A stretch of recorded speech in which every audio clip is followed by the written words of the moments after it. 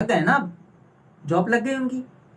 तो ये बड़े मामलात हैं, इस पे अगर गौर नहीं दिया गया, इसके खिलाफ आवाज़ नहीं उठाई गई, और आवाज़ जब तक ये हमारी जवान नस्ल में शऊर नहीं आएगा, हमारी जवान नस्ल जब तक खड़ी नहीं होगी, ये मामलात को खुद टैकल नहीं करेगी, खुद हैंडलिंग नहीं करेगी, खुद ये जस्तजू पैदा करे, ये सारे मामलात तो करने की तो दूर की बात, पहले सोच तो बनाए अपनी, प्लान तो करे, एक विजन तो रखे यार कि यार ऐसा नहीं, ऐसा करना है इस निज़ाम के लिए। असल में आवाम को यहाँ पे फंसा दिया गया और टेंशन इतनी है ना महंगाई के, यानी कि हर बंदा जॉब और घर इसमें इतना मसरूफ़ हो गया किसी को इतना सोचने का टाइम नहीं मिल रहा। और बाकी जो ये सियासी लोग हैं इनके तो सारी तिजोरियां भरी हुई हैं। सियासी लोग भी आप देखो किस किस्म के जाहिल लोग मुसल्लत हुए हैं हम पर। आप ज़रा गौर करो किस किस्म के जाहिल लोग, आप पार्लियामेंट में देखो, असेंबली में देखो, किस किस तालीम के लोग बैठे हुए हैं। और ये वही लोग हैं जो जिनकी वोटिंग से बिल पास होते हैं, आपके कानून पास होते हैं, वो लोग हैं। आप ज़रा तसव्वुर तो करो कैसे लोग बैठ कर कानून बना के और आगे पास कर रहे हैं, कैसे लोग हैं जो। तो जब ऐसे लोग, जाहिल लोग, ना अहल लोग जब बैठे होंगे आप लोगों को पर मुसल्लत होंगे, तो यही हाल होगा भाई मुल्क का। और ये जब तक निज़ाम ठीक नहीं होगा, जब तक ये सारे पुराने खापड़ जितने भी हैं इन सबको साइड नहीं किया जाएगा, जब तक ये जवान नस्ल नहीं खड़ी होगी कुछ करने के लिए। ये कब भाई, ये बचपन से देखते हुए आ रहे हो ना गुर्बत, बाप दादा के दौर, बाप दादा भी गुर्बत देखते हुए आ रहे हैं। ये रोज़ की जो टेंशन है दिहाड़ी वाली, तो बात के रोने से अच्छा बंदा एक ही बार रो ले, अच्छा खासा रो ले एक ही बार। सही बात है, बिल्कुल एक ही बार रो ले अच्छा खासा, ये कि आने वाले कल को दुरुस्त कर ले और इस मुल्क की मईशियत को, इस मुल्क को अपने पाँव पे खड़ा कर ले। लेकिन मेन जो पहली चीज़ ये है कि नौजवान नस्ल इस चीज़ के लिए बाशऊर बने कि यार ये मामलात क्या हैं, किस तरीके से चलते हैं। ये एक बंदा अगर ये सियासत में आना चाहे और सियासी पार्टी बनाना चाहे, इसके मामलात क्या हैं, इस चीज़ को समझे। जो पहले सोच तो बनाए, कर इंसान जब ही करता है जब उसकी सोच बनेगी दिमाग में, जब ही वो कुछ करेगा, वैसे कुछ नहीं करेगा। सोच बनानी पड़ेगी, मतलब अपने टाइम निकालना पड़ेगा। टाइम निकालना पड़ेगा। और लोगों की बहुत सारी ये मजबूरियां भी हैं कि इतनी सैलरियां तो है नहीं, जैसे कि आप भी जानते हैं। अब एक बंदा 8 घंटे की जॉब करने के बाद उसका खर्चा पूरा नहीं होगा तो यकीनन वो मतलब ओवर टाइम करेगा।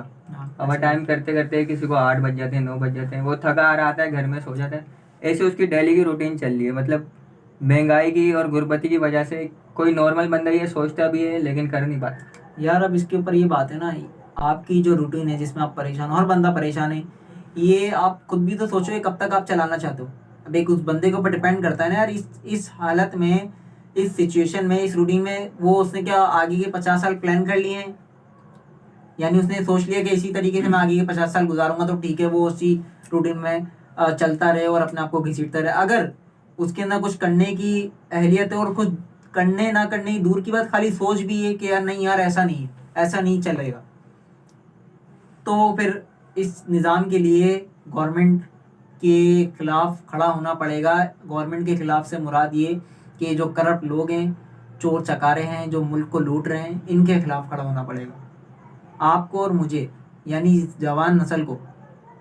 हम क्यों किसी का इंतज़ार कर रहे हैं, हम क्यों इस आसरे में बैठे हुए कि कोई आए हमारा रहनुमा और वो इस मुल्क के नाम, हम आप और मैं किसके इंतज़ार में बैठे हुए हैं। यानी हमारी जो नस्ल है और जो आज पाकिस्तान की आवाम है, किसके इंतज़ार में बैठी हुई है। इनसे खाली ये सवाल पूछ लो, मेरा ये सवाल है आप लोगों से भाई, कि आप लोग किसके इंतज़ार में बैठे हो। मुझे तो यानी लगता है मतलब आवाम इस उम्मीद पे जी रही है, जैसे नई कोई भी हुकूमत आने वाली होती है वो शुरू में तो बहुत बड़ी बातें करती है, ऐसा हो जाएगा, यूँ हो जाएगा। आवाम को एक उम्मीद मिल जाती है कि हो सकता है हाँ मुल्क के हालात ठीक हो जाए। लेकिन हुकूमत आने के बाद भी यानी कि वही कोई यार वो चीज़ ये चेंज नहीं नहीं सोच रहे होती। ना कि वो खाली 5 साल देख रहे हैं, पीछे के 50 साल नहीं देख रहे। और कोई चीज़ चेंज नहीं होती, फिर वो सोचते हैं चलो 5 साल गुजार लेते हैं, हम अगली हुकूमत आएगी हो सकता है बेहतर हो जाए। लेकिन काफ़ी टाइम से ये सिलसिला चलता हुआ आ रहा है। आवाम को यानी कि उम्मीद दिलाई जा रही है, लेकिन अवाम भी तो यार शऊर नहीं आ रहा ना, ये शऊर लाना ही नहीं चाह रही। मैं यही तो कह रहा हूँ, उसने अगर वो आगे के 50 साल एक बंदा प्लान कर चुका है इसी तरीके से गुजारने, तो फिर ठीक है भाई। अगर आपका इरादा नहीं है, आप अपने 50 साल इसी तरीके से नहीं गुजारना चाह रहे जो अभी हालत है, तो उसके लिए खड़ा होना पड़ेगा भाई। आप किसका इंतज़ार कर रहे हो, मेरा सवाल है आप लोगों से, किसका इंतज़ार कर रहे हो। कौन आके ये आपके जो मुल्क के हालात हैं और आपके जो मामलात हैं, ये कौन ठीक करेगा, ये सवाल है। कौन करेगा भाई, किसका इंतज़ार कर रहे हो। या बिल्कुल। किसी ने कोई आसरा दिया हुआ है, हाँ भाई इस टाइम पे इस वक्त एक बंदा आएगा और सारे मामला ठीक कर देगा। उस दिन से डरो, उस दिन से बचो कि आपकी मुल्क पर कोई और सा निज़ाम आके, कोई और मुल्क आके नाफिज हो जाए, और इस वजह से उस आने की वजह भी यूँ की गुर्बत, या लोगों के पास खाने को नहीं होगा, वो बड़े मामला चले जाएंगे। वो एक सिर्फ एक विजुअल थिंक है जो निकलती है इस मुल्क के हालात को देखते हुए। वो बड़ी खौफनाक एक दिमाग में एक स्टोरी क्रिएट होती है, वो बड़ी खौफनाक है। तो उससे बचने के लिए अगर आप ज़रा गौर करो, अभी इस मुल्क के हालात देखो आप, 50 साल खाली पाकिस्तान के, आप आगे के 50 साल ज़रा गौर करो इस मामला को देखते हुए कैसे होंगे, तो आपके सामने क्या रिजल्ट आएगा। अभी जिस कंडीशन में मुल्क है, आगे ये 50 साल लगा लो, बर्बादी की तरफ जा रहा है ना दिन ब बर्बादी दिन, की तरफ जा रहा तो है, 50 साल बाद कहाँ पर होगा। कर्जे की तरफ जा रहा है। हालांकि देखा जाए तो हमारे मुल्क में किसी चीज़ की कमी नहीं है माशाल्लाह से, बहुत अच्छा है पाकिस्तान, हमारे पास पोर्ट भी है, गैस सब भी है, चीज़ें हैं, हर सब चीज़ चीज़ें है, हैं। मतलब किसी चीज़ की कमी नहीं है, लेकिन फिर भी मुल्क तरक्की नहीं कर पा रहा है। हमारा कहने का मकसद है कि पाकिस्तान को बुरा नहीं है, पाकिस्तान दुनिया में तारीफ होती है, अच्छा मुल्क है, पोर्ट है हमारे पास, यानी कि सब कुछ है, किसी चीज़ की कमी नहीं है। हम और मुल्कों को भी देख सकते हैं, वो तरक्की कर रहे हैं, जो बाहर से सामान खरीदते हैं दूसरे मुल्कों से, जब वो तरक्की कर रहे हैं, और पाकिस्तान में सब कुछ होने के बावजूद भी पाकिस्तान दिन ब दिन पीछे क्यों जा रहा है।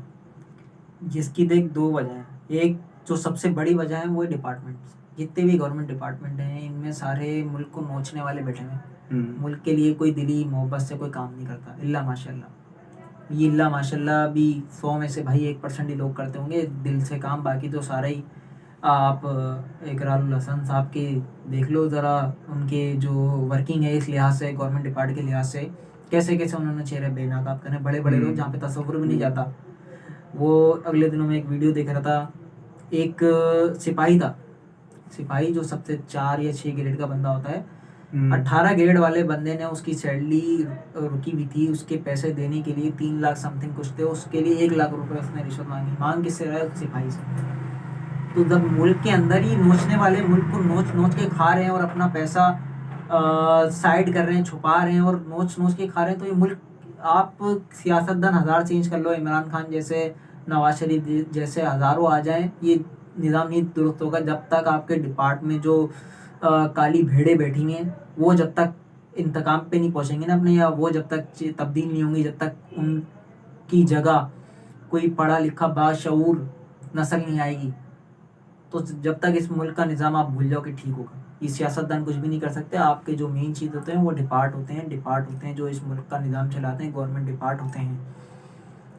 वो जब तक दुरुस्त नहीं होंगे, उनकी वर्किंग जब तक दुरुस्त नहीं होगी, आपका मुल्क दुरुस्त नहीं होना।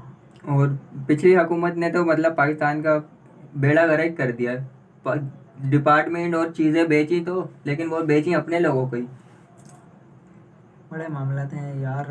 अब तक एक एक मैंने कहा ना, अगर कोई एक बंदा या एक खाली एक शक्ल हो ना, हाँ भाई इस पे बात कर लें, ये इसने ऐसा ऐसा कर, एक तो कोई है ही नहीं ना, ना एक मामला है, हज़ारों हैं, हज़ारों। वैसे पाकिस्तान के जितने हालात अभी हो गए ना, दिन ब दिन पीछे जा रहा है, उसके लिए फरहान भाई खड़ा होना पड़ेगा, उसके लिए खड़ा होना सबको पड़ेगा। लेकिन 5 साल मुझे लगता है कि कम है, 5 साल में इतनी चेंजिंग नहीं हो सकती, क्योंकि पिछले 50 सालों से खराबी पैदा होती भी आ रही है ना, वो एकदम 5 साल या 2 साल में चेंज नहीं हो सकती, भाई थोड़ा टाइम आपके लगेगा। गवर्नमेंट डिपार्ट के अंदर जो काली भेड़ें बैठी हुई है ना, वो अगर साफ कर दी जाए, और दूसरा जो ये कवानीन है और सज़ाएं हैं, ये अगर अपना काम ठीक ठीक से करने लग जाए, और जब तक ये ऐसे लोगों को सीटें मिले रहेंगी और ये लोग बैठे रहेंगे ना, भले हम लोग अभी मेहनत करके पाकिस्तान का कर्जा भी उतार देते हैं, सब कुछ ठीक कर देते हैं, लेकिन कुछ टाइम बाद दोबारा ये हालात पैदा होंगे, दोबारा ये होगा। ये क्योंकि चलते असल वाले यार बुनियाद पिछले खत्म सालों करनी से, पड़ेगी। हमारी पैदाइश से पहले के मामले चलते हुए आ रहे हैं भाई। ये क्यों सो रहे हैं लोग यार, आवाम क्यों सो रही है? किसके इंतजार में? मैं तो हैरत कर रहा हूँ, किसके इंतजार में बैठे हो भाई, किसके इंतजार में बैठे हो? कौन करेगा? कोई है, किसी ने फ़ोन करा है, कोई बंदा है जो बोल रहा है हाँ भाई मैं कर दूंगा? कोई है भी तो ऐसा? क्या उसने वो इस काबिल है कि करे? क्या उसने पहले कभी करा है? किसके इंतजार में बैठे हो भाई? आप लोगों को खड़ा होना पड़ेगा, कुछ कोशिश करनी पड़ेगी।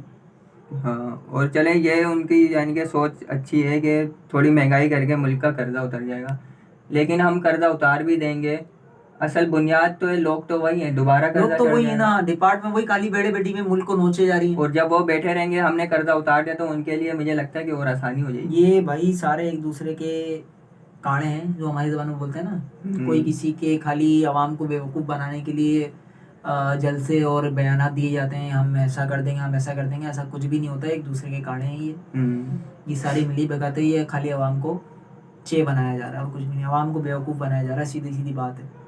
और ये आवाम पता नहीं किसके इंतज़ार में बैठी हुई, कौन आके इनके सरों पे हाथ रखेगा, पता नहीं किसके इंतज़ार में बैठे हुए हैं। अगर अल्लाह ऐसी इनकी नस्लों को बचाए बर्बाद होने से, ये इनको शऊर नहीं आ रहा।